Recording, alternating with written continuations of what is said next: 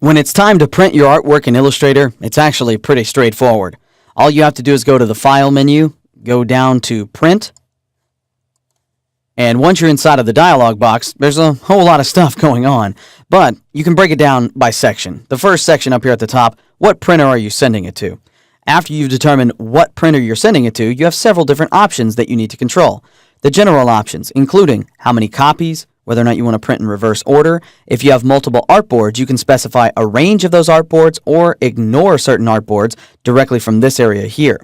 You can also determine the media size. In this case, I'm selecting Define by Driver, or you can actually go in and specify a specific size in this list. Directly underneath there, you have other options like whether or not you're going to print layers. Remember earlier in the course when we talked about whether or not a layer was printable? Well, when we turned that on or off, we could then come in here and select only the visible layers. That way, any layers that were selected as don't print, they won't print. You can also choose the placement of your document, whether or not you want to scale it, either do not scale, custom, fit to page, tile full pages, or tile imageable areas. Then you have marks and bleeds. So if you want to print out something that has printer's marks, trim marks, registration marks, color bars, etc., all of that can be turned on from here.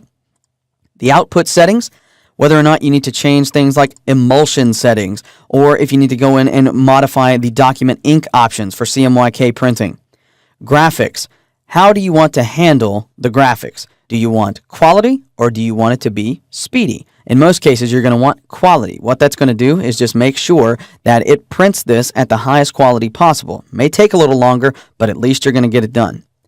The fonts. In this case, there's nothing to change here, so we don't have to worry about that. I would leave these options alone as well. It's going to use the document raster effect settings here, so anything it has to rasterize is going to be 300 pixels per inch, so that's good for print. Color management settings, again, this is going to be on a case-by-case basis, so I won't give you any do's or don'ts in here. This is totally up to you and ultimately the printer that you're sending it to. There's also an advanced section for overprint and transparency options that you can take a look at if you need to make changes to that. And then finally, a summary page. The summary page is going to give you a readout of everything you've selected and also any warnings that you might have. So in this case, it's warning me that the document contains artwork that requires flattening.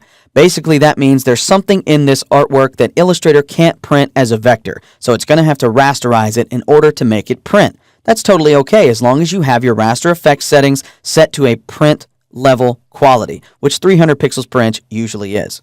It tells me that the document contains out-of-gamut image objects as well, so that could affect the color. It also tells me that this document contains RGB images. If I'm going to a desktop printer, one that's in my house or my office, usually this is not an issue, but it would be an issue if you were sending it out for commercial print. Once this is finished, all you have to do is hit the print button. Once you hit the print button, that's going to send it out to your printer, and you'll have a nice new copy of your artwork to take a look at. If you're finished inside of this print dialog box, you can simply hit Done. By hitting Done, you save all of those settings for this particular file, meaning the next time you go to print, you don't have to worry about setting all that up again. So there you go. Printing is very, very simple out of Adobe Illustrator. As long as you go through all of the options, take the time to read them, and set them up, you'll get a great result out of your printed piece. When it's time to print your artwork in Illustrator, it's actually pretty straightforward. All you have to do is go to the File menu, go down to Print, and once you're inside of the dialog box, there's a whole lot of stuff going on.